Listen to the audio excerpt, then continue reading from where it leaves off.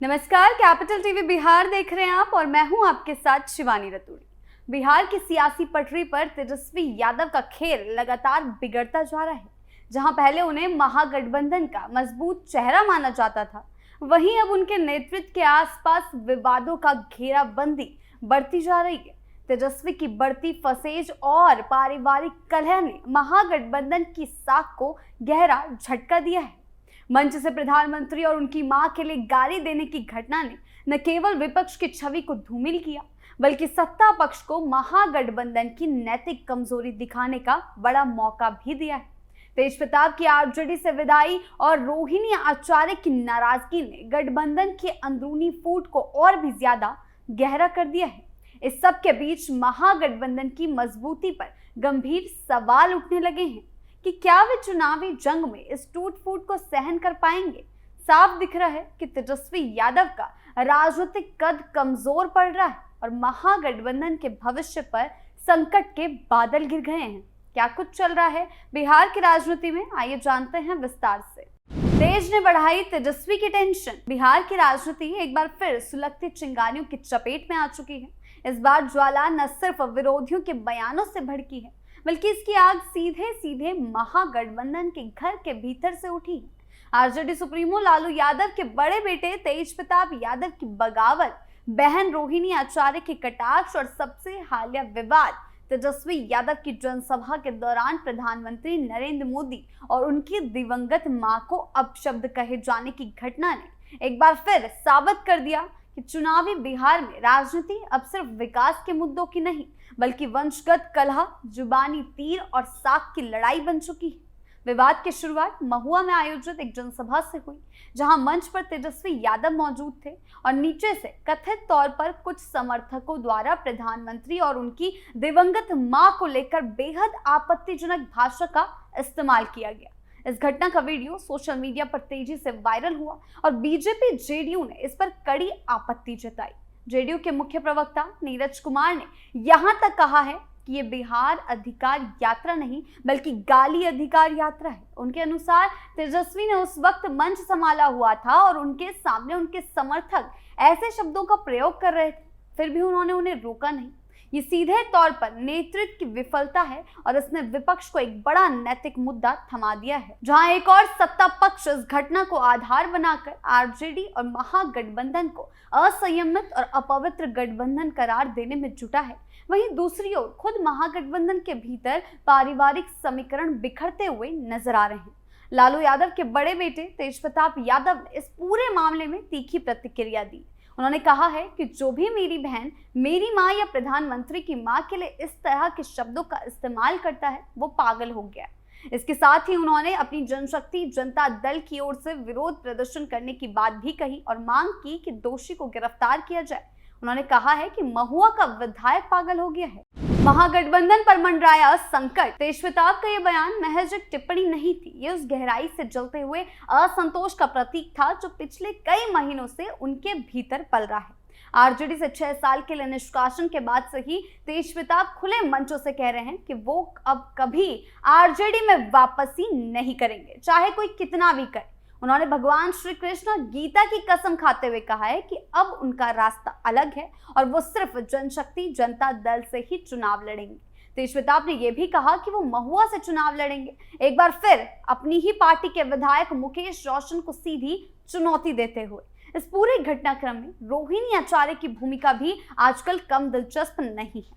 हाल ही में उन्होंने एक के बाद एक कई ऐसे सोशल मीडिया पोस्ट किए जिनमें उन्होंने परोक्ष रूप से अपनी नाराजगी जाहिर की और लिखा कि मैंने बहन और बेटी के फर्ज निभाए हैं, लेकिन राजनीति में मेरी कोई महत्वाकांक्षा नहीं है। इन बयानों को तेजस्वी गुट की कार्यशैली और खासकर उनके सलाहकार संजय यादव के बढ़ते हस्तक्षेप के खिलाफ एक चुपचाप विद्रोह के रूप में देखा जा रहा है। इस तरह से देखा जाए तो महागठबंधन केवल बाहर से ही नहीं, बल्कि अंदर से भी दबाव में है। जिस गठबंधन की छवि सामाजिक न्याय, युवा नेतृत्व और बिहार के पुनर्निर्माण की थी, वो पारिवारिक दरारों, मंच से अपशब्दों और नीतिगत अस्पष्टताओं की गिरफ्त में आता नजर आ रहा है और इससे ये साबित हो रहा है कि अभी भी महागठबंधन जंगल राज के दौर में है। तेजस्वी यादव के लिए व्यक्तिगत और राजनीतिक दोनों स्तरों पर यह एक बड़ा संकट है। एक और उन्हें अपने पिता की विरासत संभालनी है, दूसरी ओर अपनी पार्टी को एकजुट भी रखना है और इन सबसे ऊपर जनता के बीच अपनी छवि एक संयमित, आधुनिक और मुद्दों पर आधारित नेता की बनानी है। लेकिन मौजूदा घटनाएं उनके इस प्रयास को उलझन में डाल रही। कोई स्पष्ट एजेंडा वो जनता के सामने रख नहीं पा रहे। ये पहली बार नहीं है जब आरजेडी किसी विवाद में घिरी हो। इससे पहले भी महागठबंधन विवादों में घिरा था, जब दरभंगा में राहुल गांधी की वोटर अधिकार यात्रा के दौरान मंच से प्रधानमंत्री और उनकी मां को लेकर अपशब्द कहे गए। उस वक्त पार्टी ने यह कहकर पल्ला झाड़ लिया था कि मंच पर तेजस्वी मौजूद नहीं थे, लेकिन इस बार मंच पर तेजस्वी थे और आरोप कि वह खुद इस तरह की घटनाओं को रोकने में विफल रहे। ऐसे में जनता की नजरों में ये सवाल उठता है कि तेजस्वी वाकई नेतृत्व देने की स्थिति में है। तेज प्रताप ने तो सीधा कह दिया है कि जेल भेजा जाए जिसने भी इस तरीके की करतूतें की हैं। अब बात करें तेज प्रताप यादव की, वो लगातार ये कहते रहे हैं कि वे अलग पार्टी बनाकर अपने मुद्दों पर चुनाव लड़ेंगे। उनका फोकस शिक्षा, स्वास्थ्य और बेरोजगारी जैसे मुद्दों पर है। लेकिन वे ये भी कह चुके हैं कि आरजेडी से उनकी कभी वापसी नहीं होगी। उनका ये रुख इस बात का संकेत है कि बिहार की राजनीति अब लालू परिवार का सत्ता समीकरण एक नहीं बल्कि दो ध्रुवों में बढ़ गया है। एक तेजस्वी जो रणनीति सलाहकार और गठबंधन के सहारे राष्ट्रीय राजनीति में खुद को स्थापित करने की कोशिश कर रहे हैं, और दूसरा तेज प्रताप यादव जो भगवान कृष्ण, धर्म और अपने लोकल जुड़ाव को लेकर जनमानस में एक अलग शैली के नेता के रूप में पहचान बनाने की कोशिश कर रहे हैं, जमीनी स्तर पर जुड़ने की कोशिशों में जुट गए हैं। इस घटनाक्रम का सबसे बड़ा असर आने वाले बिहार विधानसभा चुनाव पर पड़ेगा। महागठबंधन जो पहले से ही जातीय जनगणना, बेरोजगारी और केंद्र के खिलाफ मोर्चाबंदी को लेकर रणनीति बना रहा था, अब उसे आंतरिक संकटों से भी जूझना पड़ेगा। पारिवारिक कलह, नैतिक विवाद और तेजस्वी की चुप्पी, इन सभी ने उस नैरेटिव को कमजोर कर दिया है जिसके तहत उन्हें एनडीए के खिलाफ सबसे मजबूत विकल्प माना जा रहा था या उनको पेश आना चाहिए था। लेकिन ऐसा कुछ भी अब दिखाई नहीं दे रहा है। मंच से बोले गए शब्द और मंच पर मौन रहना दोनों ही जनता द्वारा सूक्ष्मता से देखे और परखे जाते हैं। तेजस्वी की चुप्पी को जहां एक और नेतृत्व की कमजोरी के रूप में देखा जा रहा है, वहीं दूसरी ओर तेज प्रताप की आक्रामकता को संवेदनशीलता और लोकल जुड़ाव के तौर पर भी देखा जा सकता है। उन्होंने सीधा कार्रवाई की मांग की है, जेल भेजने तक की बात की है। लेकिन राजनीति में छवि ही सबसे बढ़िया हथियार होती है। अगर वह छवि विवादों, आरोपों और पारिवारिक बिखराव से धुंधला हो जाए तो वह नेता चाहे जितना भी प्रयास करे, जनता के विश्वास को पुनः प्राप्त करने में बेहद कठिन हो जाता है। अब प्रशासन की भूमिका भी अहम हो गई है। तेज प्रताप ने जहां दोषी को गिरफ्तारी की मांग की है, वहीं जेडीयू और भाजपा भी प्रशासन से त्वरित कार्रवाई की मांग कर रहे हैं। अगर कोई गिरफ्तारी होती है तो ये पूरे विवाद को और ज्यादा राजनीतिक रंग दे सकती है।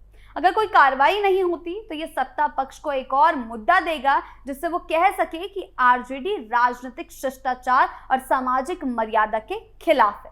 इस पूरे घटनाक्रम से ये साफ होता है कि बिहार की राजनीति अब केवल विकास बनाम पिछड़ापन की नहीं है, जंगल राज की नहीं है, बल्कि छवि बनाम विवाद, एकता बनाम कलह और भविष्यक संयम बनाम अपशब्दों की बन चुकी है। महागठबंधन को अगर खुद को मजबूत विकल्प के रूप में प्रस्तुत करना है तो उसे केवल विरोधियों से नहीं बल्कि खुद से लड़ना होगा। अपने भीतर के असंतोष, अपने नेताओं की भाषा और अपने मंचों की गरिमा को बचाना होगा। यदि ऐसा नहीं हुआ तो यह निश्चित है कि महागठबंधन के सपनों का किला, जैसे तेजस्वी यादव ने बिहार के नए भविष्य के नाम पर खड़ा करने की कोशिश की थी, वो किला पारिवारिक दरारों, मंच विवादों और राजनीतिक भ्रमों के नीचे दब जाएगा। और जब किला गिरेगा तो न सिर्फ तेजस्वी यादव की छवि टूटेगी बल्कि बिहार की राजनीति में विकल्प की तलाश करने वाली जनता एक बार फिर निराश हो जाएगी, क्योंकि उनके लिए विपक्ष में कोई विकल्प नहीं बचेगा। सिर्फ एनडीए ही उनके लिए विकल्प होगा जो उनके लिए ठोस आधार,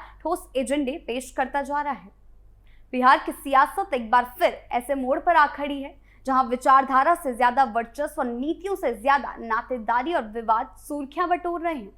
महागठबंधन जो सामाजिक न्याय और विकास की राजनीति को आधार बनाकर एनडीए के खिलाफ विकल्प बनने की कोशिश कर रहा था, अब अपने ही भीतर की दरारों से जूझ रहा है। तेजस्वी यादव के नेतृत्व पर उठते सवाल, मंच पर हुई अशोभनीय घटनाएं, तेज प्रताप की बगावत और रोहिणी आचार्य की नाराजगी, ये सब महागठबंधन की रणनीतिक एकता को चुनौती दे रहे हैं। अगर महागठबंधन समय रहते आत्ममंथन नहीं करता तो ये सिर्फ एक विवाद नहीं रहेगा बल्कि एक चूक बन जाएगा जिसकी कीमत उन्हें चुनावी नतीजों में चुकानी पड़ सकती है। आपकी इस बारे में क्या राय है, हमें कमेंट सेक्शन में जरूर बताएं। नमस्कार।